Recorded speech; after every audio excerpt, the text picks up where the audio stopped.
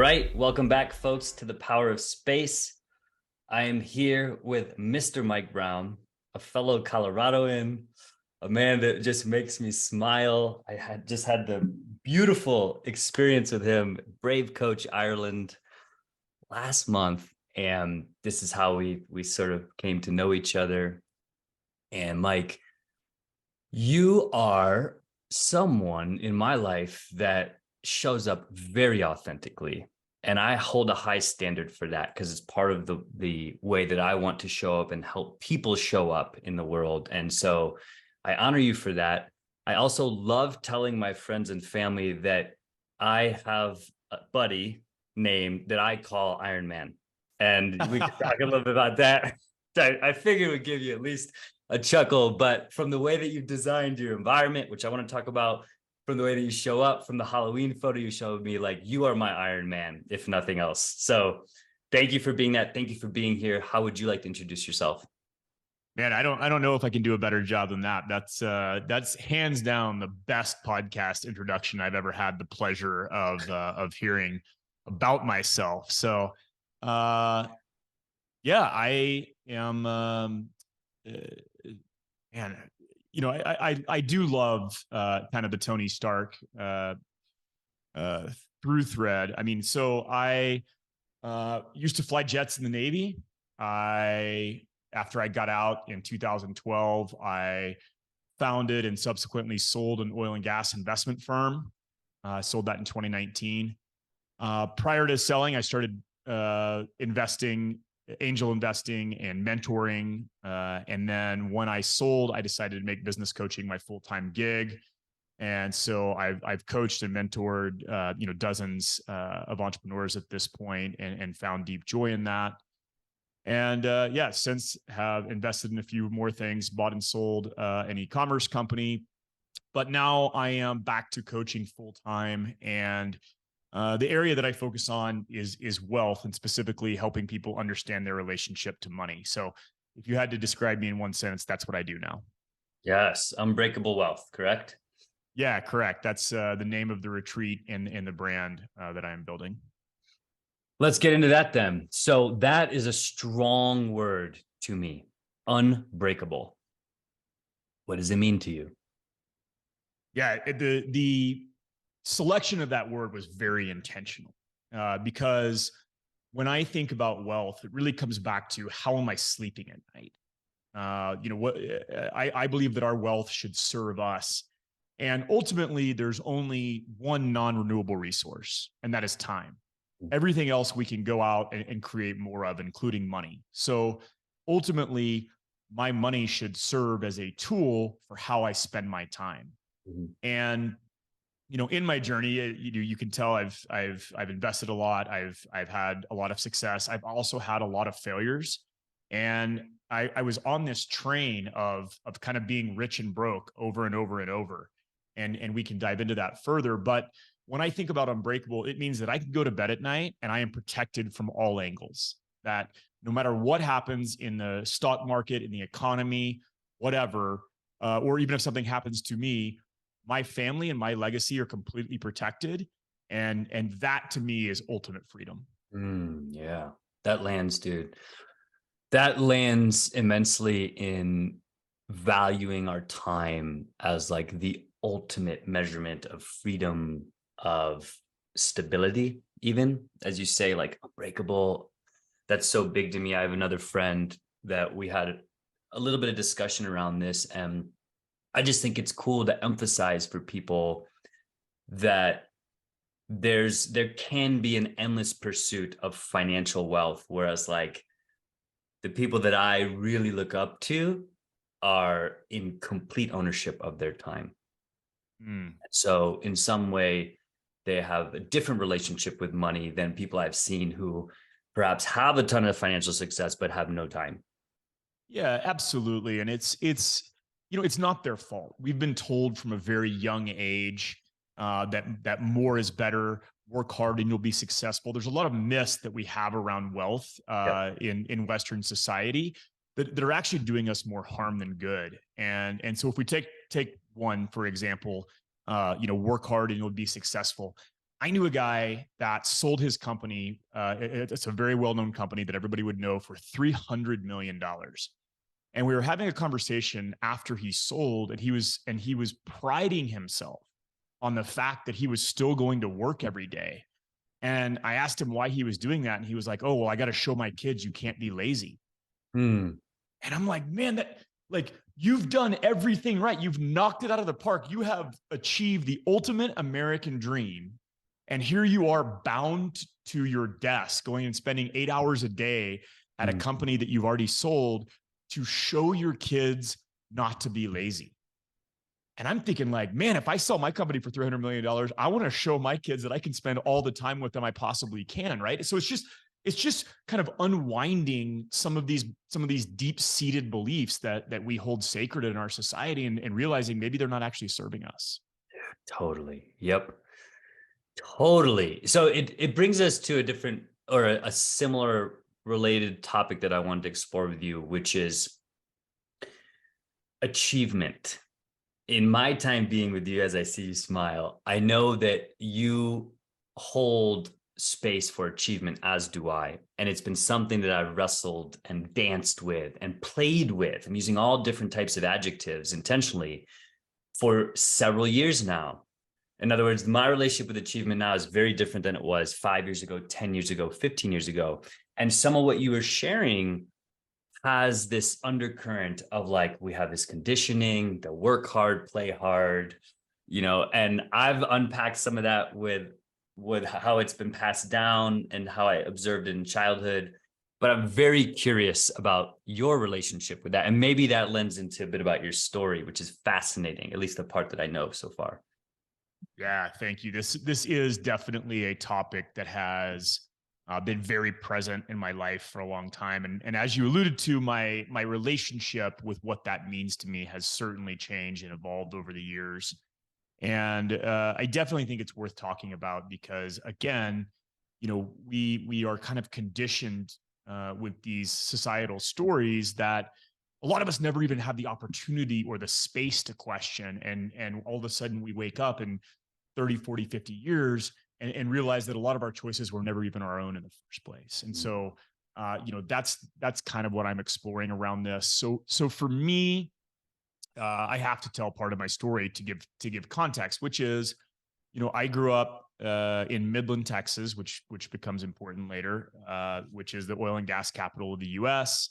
And I was the oldest of five, and my mom was a really competitive lady, and my siblings and I were very competitive. And look, I love to tell people that it's not the trauma Olympics, which means, everyone's like, oh, well, my childhood was great. Nothing was wrong with it. Hey, my childhood was great too. And if you're going to have something imprinted on a young, impressionable mind, it's this work hard and be successful and go out and achieve. And my mom did all of that. And I'm super grateful to her for teaching me those things.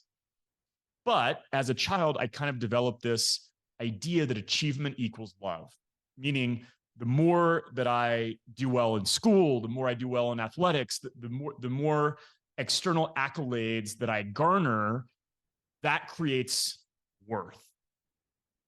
And that served me really, really well throughout my childhood, throughout my 20s. I went on to go to the Naval Academy, which is a really prestigious school. After that, I flew jets for the Navy, and all of those things kind of contributed to this. But eventually, I get to a place where now I've done everything that I'm supposed to do. I was in combat. I started and sold a company. Like, I've got the house and the cars. I've done all the things that society tells us to do, and yet this hole that I've been trying to fill is still there, and something is missing. So now I have to start questioning, wait a minute, if I've done all the things that society tell me I was supposed to do, is the answer, okay, I made $1 million. That was supposed to fill this giant hole. Maybe it's 10 million, maybe it's 100 million, or maybe that's probably not going to help. Maybe there's something else out there rather than hitting these goalposts and these wickets that are supposed to make us whole. Maybe there's other work that I have to do. And that's when I started questioning where these things came from. The inner work. Yeah, absolutely. And look, it's a process. And so, after that, I basically went deep down the rabbit hole of coaching and therapy and psychedelics and Eastern tradition like Buddhism. I learned, I read voraciously. I learned as much as I could, about how to unwind this. And as we do, I swung in the opposite direction for a long time. And this is something I'm just coming to grips with now, is that I was like, oh, wait a minute. If the answer to I'm not enough, so I'll go out and achieve things, if that's a false God, then I'll work on myself. I'll learn to be so enough that I never need to achieve anything again. But again, as that pendulum swings, now for a long time, that was keeping me in a place of inaction.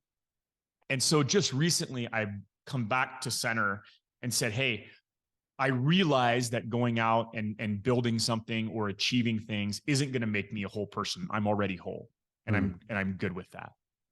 And I can still want to and desire achievement and success. And that doesn't actually make me less than, it actually makes me more integrated and complete. So I can do both. Both can be true at the same time. And that's really what I'm, kind of coming to terms with and working on right now.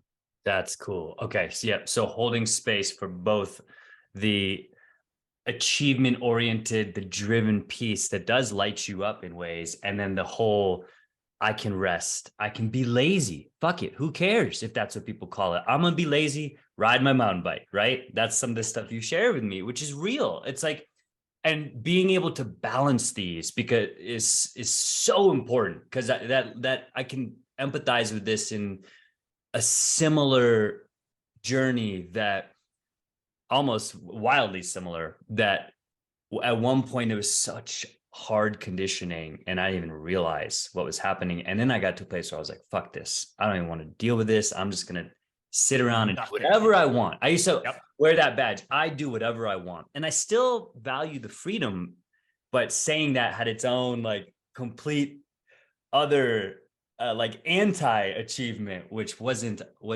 always helpful. Yeah, absolutely. Right. I mean, our as we learn and grow, things that serve us really well also eventually become limitations. And so we always have to be vigilant for, hey, if I create this shift, if I create this new belief, at what point does it stop serving me or become a limitation? And so just always being curious about that, I think, is how we continue to evolve and continue to grow. And look, there is a space where I get to be really easy and gentle on myself for the guy that didn't want to do anything and was, I mean, I was effectively kind of retired for like 5 years. I did very little. And now I realize that a person outside looking in might be like, whoa, but you were buying companies and investing in, I mean, you were doing a lot, but it didn't feel like a lot to me. Like I was spending my time exactly as I wanted to, like you said, riding my mountain bike, being very present with my children. And I am deeply grateful for that time in my life. And now, by the way, I'm still doing those things, but I am more aligned with a real mission, which is helping people understand the relationship between time and freedom and money. And I think I bring a lot of value to that conversation. And I want to share that with the world, because ultimately that's how we heal ourselves, right? If we share our own story and we share the things we've learned, even if I'm only 2 days ahead of you on the path, there's things that you can learn, and vice versa, right? That's the beautiful thing about this whole journey that we call life, is that we can all help each other. And I think sharing that, there's something really beautiful in sharing our experiences in order to save other people pain, because that's exactly what we're trying to do ultimately. Right. Dude, totally.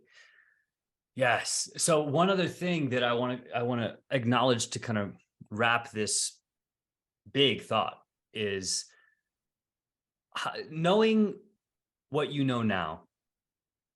How would you describe how you cultivate self-worth? Because you mentioned that, and that's big. Like when we come down to it, a lot of these decisions, these behaviors are driven by true self-worth. So have you kind of put a finger on this is the way that I cultivate it? Man, that's kind of the ultimate question, right? Yeah. So thanks for the softball. Uh, and yeah, I think if I had that figured out, you know, I'd be selling a lot of books somewhere. But no, it's completely a journey, and the way I think about it now is not the same way that I thought about it, 5 or 6 years ago. But this is my own journey. The first question that actually really helped me start unwinding this whole idea of self-worth is, who am I without my company? Or even more specifically, who am I without my achievements? Mhm. And as I started to go, peel back that onion and go deeper and deeper there, I actually really found out that I liked who I was outside of those things, but not a lot of people knew that person. Yeah, right. Right. Like I was using all of these achievements and all of the success and all of these things to kind of build a persona that looked a certain way to the world that I thought people would like. But under all of that, there was a person in there that I really liked, and that maybe if I showed that to other people, they would really like too. And it turns out that's what happened. That's exactly what happened. So as I started to strip away some of the things that I thought other people cared about, and to cultivate genuine connection and talk about the things that I actually wanted to talk about, like philosophy, like politics, like spirituality, things that you're supposed to hide away, like finance, right? Things that you're not supposed to talk about in polite society.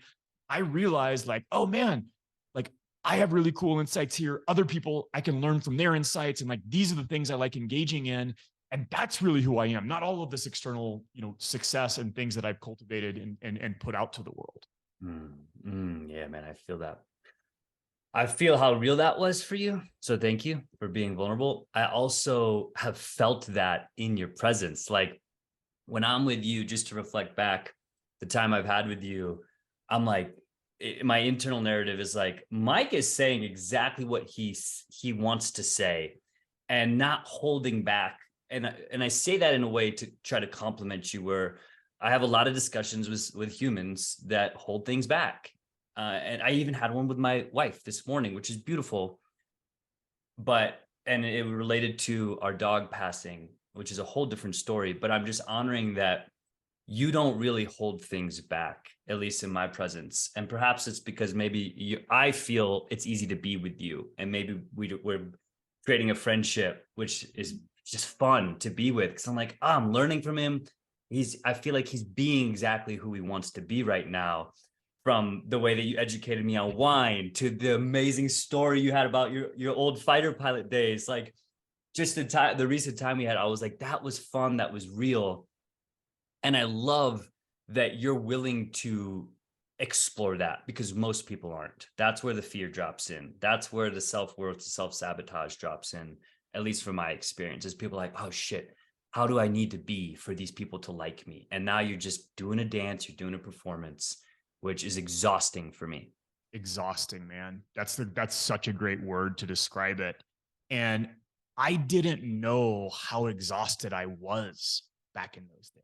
I had no idea, because that's just, again, that's how we're conditioned to come up, is put on this external facade for everyone to see, so that nobody can see the cracks, nobody can see the mess, right? And there is a lot of societal pressure to make sure that people don't see the mess or see the cracks. And it turns out we're all just weird, messy humans. Right. And it doesn't matter how successful someone looks on the outside. Like, there is definitely something happening to them where they feel completely out of control, and they're doing everything they can not to share that with the world. And I had a lot of things kind of come crashing down at the same time. I mean, I sold my company and had to completely reshape my identity. I went through a divorce, that was incredibly painful and reshaped how I think about family. I then bought another company that was losing money and got in a really messy financial situation, a very tight financial situation based on that. And kind of as these things are happening over a couple of years, I I start to realize like, man, I can share that part of myself with the world. I don't have to hide that away. And what's beautiful about that is it gives other people permission to share too. The Yes. first time I shared my financial story, I gave a talk at Baby Bathwater in Croatia, and it was amazing. I was just raw and vulnerable, and opened up about how difficult it had been for me since I sold my company.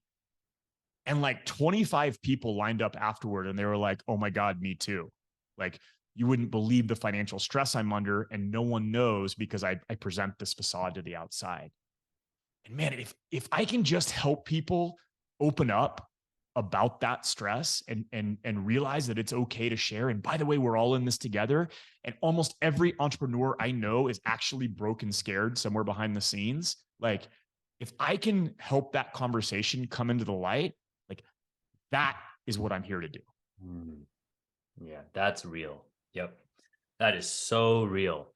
So one of the things I extracted from that, Mike, as you were sharing, is resiliency. Like clearly you've learned so much from failures and achievement, but this word resiliency just popped into my brain, and you strike me as someone who's very resilient. Does that mean anything to you, or is that just like part of this whole learning from failures? Well, it's a really interesting word. And again, I think my definition and relationship with that word has changed over time. I mean, that's something that's deeply ingrained into us in the military, right? Like in military training, we learn resilience because, ultimately, when your life is on the line and the mission is on the line, you can't fail. Failure is not an option. So you have to learn how to adapt and overcome and build that deep well of resilience in order to accomplish the mission. And so as I get out of the Navy and I'm applying that in the business world and in my personal life, like, yes, that is very real for me.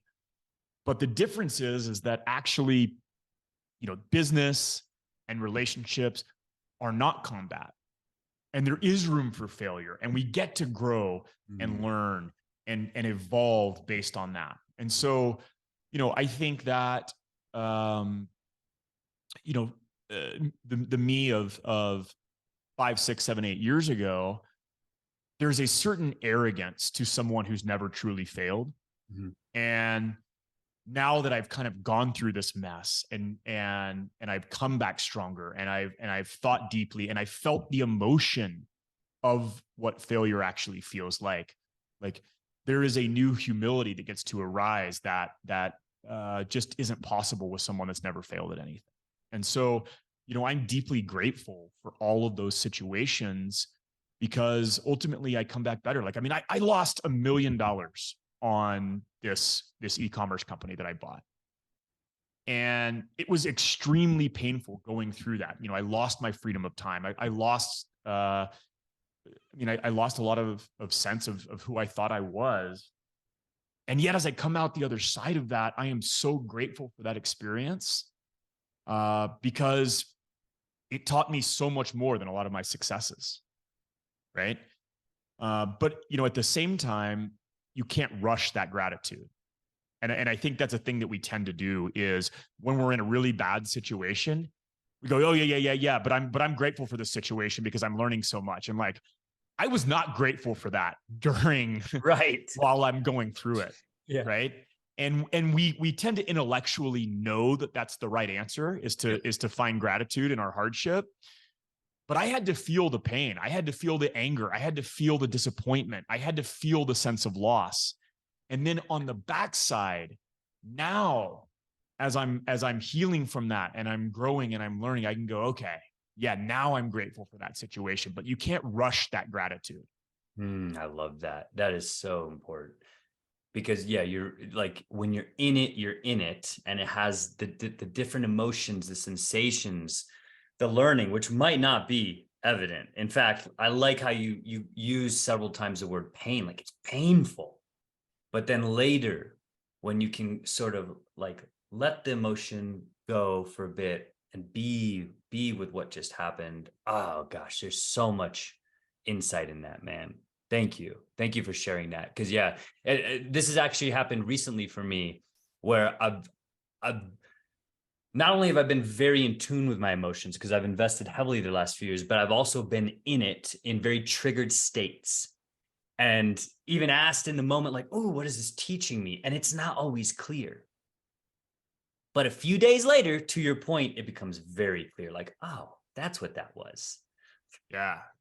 Yeah. And that's it, right? Like it's really almost paradoxical. Like as you get into the work, we know the right answers. So we try and rush the process to Yeah. get to the answer.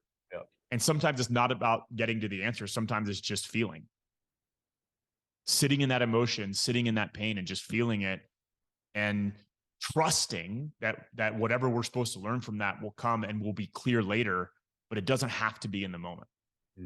Definitely, dude. Definitely. So, okay, so something else that I want to pull into this because you mentioned a couple of times is your experience in the Navy as a fighter pilot, correct? Yeah. Okay. Yeah. So I was actually a weapons systems officer, which is a fancy way of saying I was Goose, not Mav.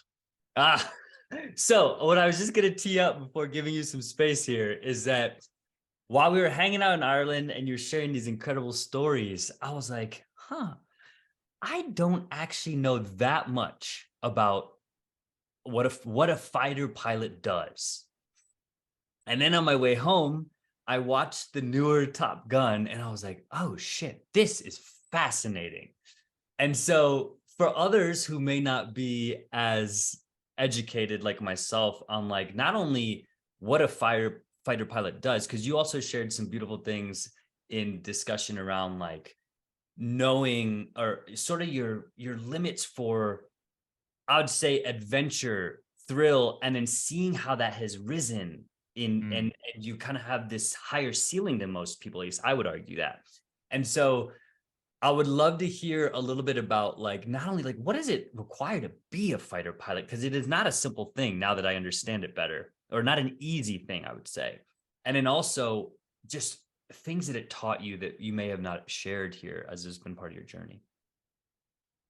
Yeah, it's I am so grateful uh for the experience of being in the fighter squadron and kind of being at the highest levels of aviation in that space. And I always like to say that, I wouldn't trade my experience for any amount of money, and you could not give me any amount of money to be in the Navy now. Ah, So, nice. Nice. so uh, it's been an amazing journey. I think it's an incredible way to spend your 20s. And yeah, the fighter squadron, I think, is a really unique environment that not many people will ever get to fully appreciate or understand. But you know, in a lot of places in our society, we say we want excellence, but then when someone starts to go on that path, their peers actually start to tear them down.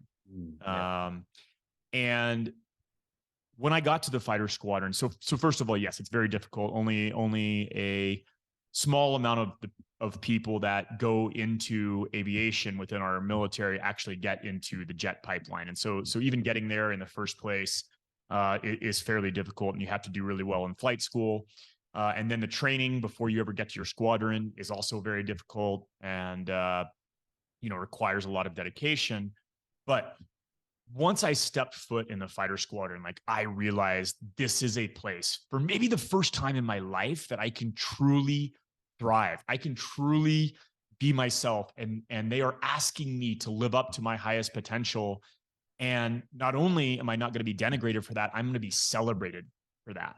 And we are all going to push each other to be the absolute best that we can be. And I think it's really, really unique. Again, we say we want that in our society, but it's not actually what most people want. They Right. want to see you fail. They don't want to see you be at your absolute best. And so finding that environment was, I think, a really great experience for me. And then taking it to the next level is look, strapping on an F-18 and banging off the front end of an aircraft carrier, I think, is one of the coolest experiences a human can have. Right. And I certainly miss the opportunity to do that.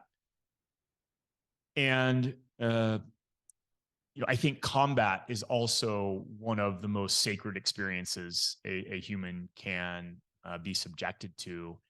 And you know, I would say that, like, I remember the first time I was in a combat situation and I had to drop a bomb, and they started reading the 9 line over the radio, and I actually felt the back of my brain light up, and Mm. I kind of almost went into this God view. Time slowed down, and I can just clearly remember punching in the coordinates into the system in slow motion. And I know now that that is called, super consciousness or flow state, but it's basically a higher level of consciousness than where we normally operate. And again, looking back on that experience, and now I realize that, like, I spent many years chasing that elevated state. So, whether it was driving race cars, at 10 out of 10, or, jumping off cliffs on snowboards in the backcountry, or, pushing myself in these various arenas. Now that I've kind of had time to reflect and look at, why I was pushing myself so far, I think it was to try and find that elevated state again. And there's just something I think unique about the combat experience of, hey, I'm trying to do my job, and the guy on the ground is also equally as trained, and he's just trying to go home to his family the same way that I'm trying to go home to mine. There is something really almost sacred about that experience. I would say I love that you chose that word sacred, because there's so many ways you could have described that. And not only is sacred a powerful word, but as you shared that, I'm very activated in learning, but I don't know what that feels like. As you say, like, yeah, in combat, I don't know what that feels like. It's just not something that I feel like I've experienced to be like, oh yeah, dude, I get that. So that is powerful. Thank you for sharing that. And the last thing that piques my curiosity on this topic is that, do you think you're still in pursuit of that highly activated state? And if so, where does it end? Yeah, well, I want to answer that, but first I want to touch back on the last point, which is that word sacred. And I'm not even sure if I've ever used that before. Hmm.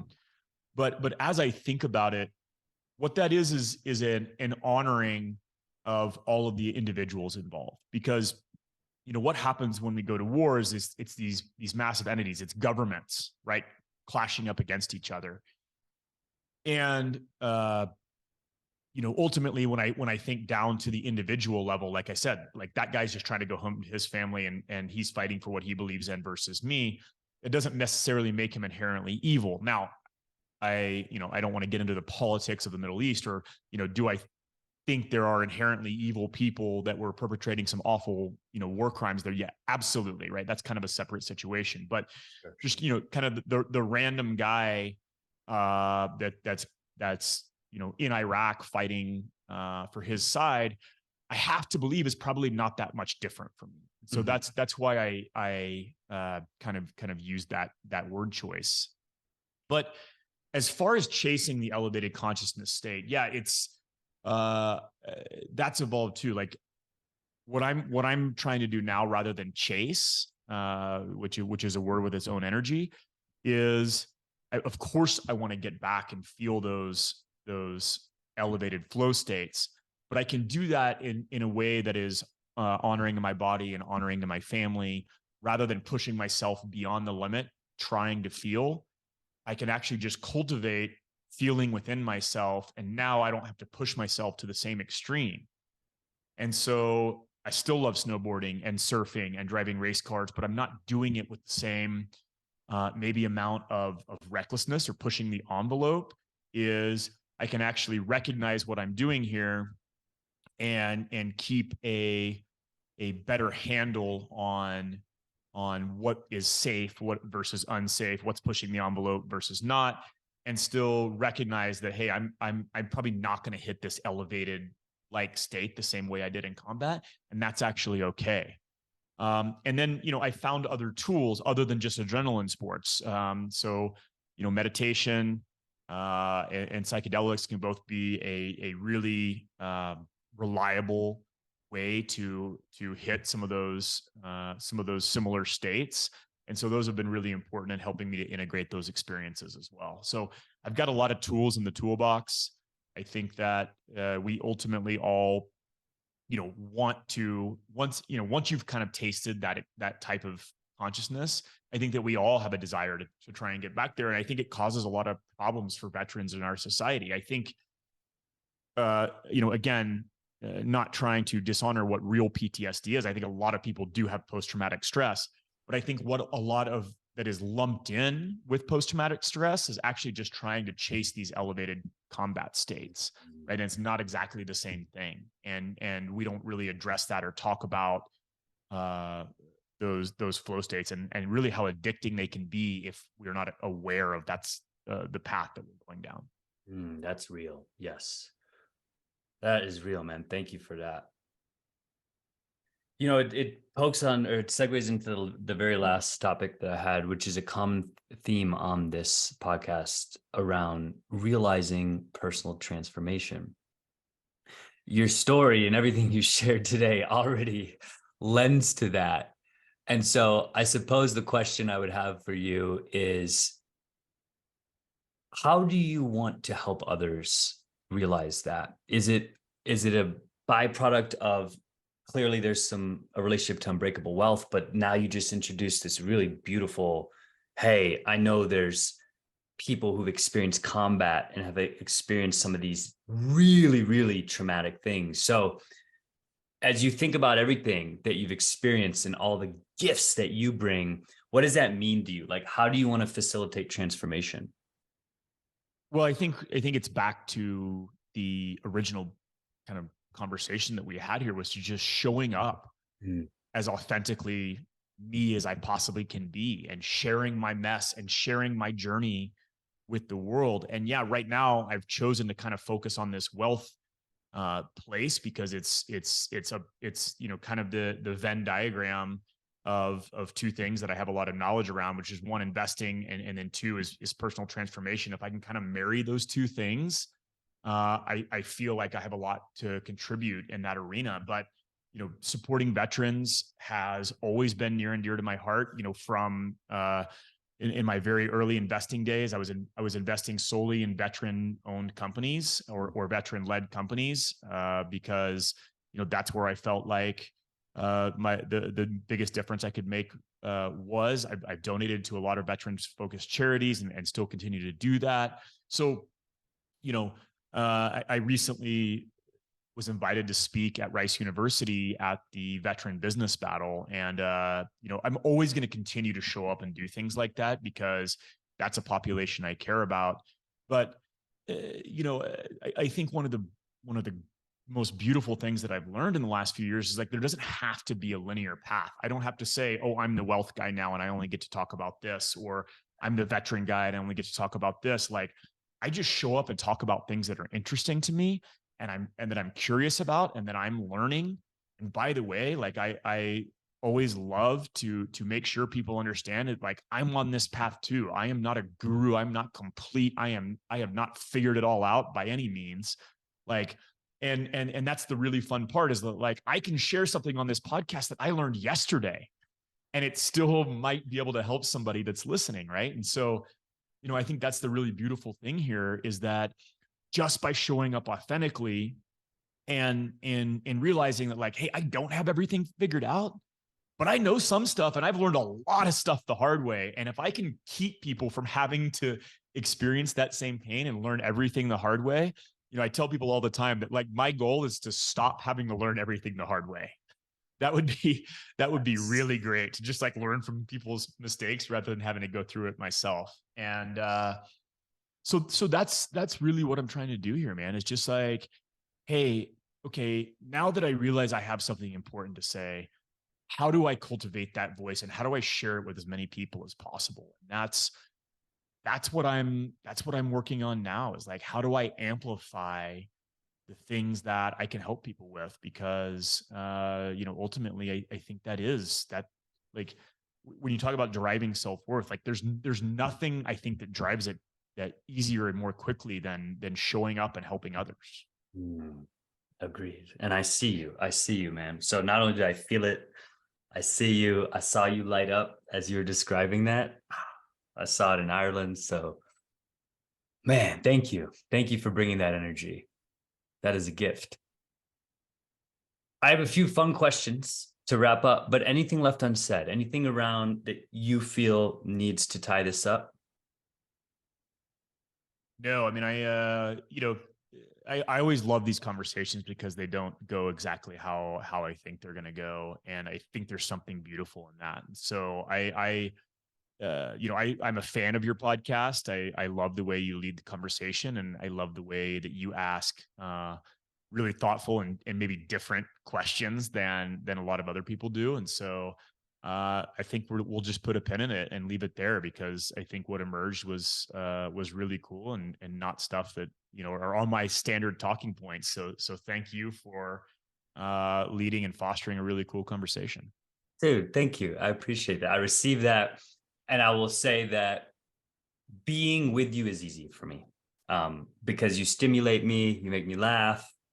And those two things I really value in being with other humans. Is like, is there a little stimulation, but is there a presence to just laugh and smile? So keep showing up like this, at least from my perspective. Will do. All right, brother. A few fun fire questions to wrap up. The first is, what's the coolest investment you've made? So many directions I could go with this, but I have to say, first and foremost, the best investment that I've ever made is investing in myself via coaching. And our mutual friend and mentor, Philip McKernan, Elliot Rowe. There's a lot of people that have helped me along the path. So that's the best investment I've ever made. But the coolest investment, hands down, is this amazing house that I'm sitting in. And the reason I say that is because I think that cultivating a space and designing every inch of the place where you live is an overlooked life hack that isn't talked about enough.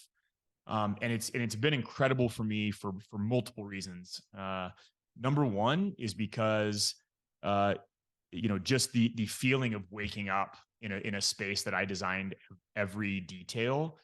There's a deep sense of pride and accomplishment, but deeper than that, I have cultivated better community relationships because of this space that I created. So because I'm really proud of the space and I want people to come and experience it, I am more driven to invite people to dinner parties and host out of town guests. And so it's really created this community space where whereas maybe I wouldn't have had that before. And then even further than that, like, as my wife Claire and I were designing this house, like, we envisioned hosting retreats there, and that's not something I had ever done in my entire life, is host a retreat. And the creation of the physical space is actually the catalyst that I needed to launch Unbreakable Wealth and start hosting retreats. So it was almost kind of a field of dreams. Like, if you build it, they will come. Like, designing this house with that in mind kind of gave me the action that I needed in order to put myself out there and launch that part of myself. So the benefits of investing in your space, and by the way, like, it doesn't have to mean it has to be a custom home that was you designed from ground up like I did, but being intentional about where you live and questioning the paradigms of, like, am I really living in the place that makes me happy? And even if I am living in the right place, am I living in the right house? Like, does my space make me happy? Because there's just something, I think, about the aesthetics of where we are and designing our own space that elevates our mood and our emotions. That's so big, dude. I happened to stumble across that just yesterday, the other day, when you shared it on social media. It was an instant like, because not only have I been to your space and I've experienced everything you described, which is so much fun, and why I call you Iron Man, or part of why I call you Iron Man. But it's such a profound insight that I agree is overlooked, is like how much time we spend in our space and our environment. And the fact that you've intentionally chosen that and you're aware of it is monumental, because there's so much energy that we can lose or become drained of a lot of energy from just that subconscious repetition of being in a space that doesn't light us up. So that's beautiful. I also think it was awesome how you initially responded to the best investment. You could have easily taken that to some financial thing, but you're like, hands down, mentorship. So I love that. Yeah, absolutely. Beautiful answers. All right, brother. Next question. What's your favorite book? And I might know, but I'm gonna let you answer. Yeah, my favorite book is a hard one to answer, but my most gifted book uh, is When Things Fall Apart by Pema Chodron, which is the one I gifted you when you were at my house. I have a stack of like 20 of them on my bookshelf, and it's one that I tend to gift. And I just think it's a graduate degree in personal development. And you know, I really love the 4 agreements for people that maybe are just kind of starting down this path. It's a really simple framework for how to view the world. Um, but once they've kind of got some of the basic concepts, when things fall apart, it's just a force accelerator. And I try to read it once a year. And every time I read it, something new, or I'm reminded of something that's like, oh man, like I've really gotten away from these concepts. And anytime I find a place of tension or suffering in my life, it almost has a roadmap for me to be like, oh, I see how I'm causing that for myself. I see how my attachment is causing that pain or that tension. Yes, well said. That was a really cool gift to receive. So thank you again.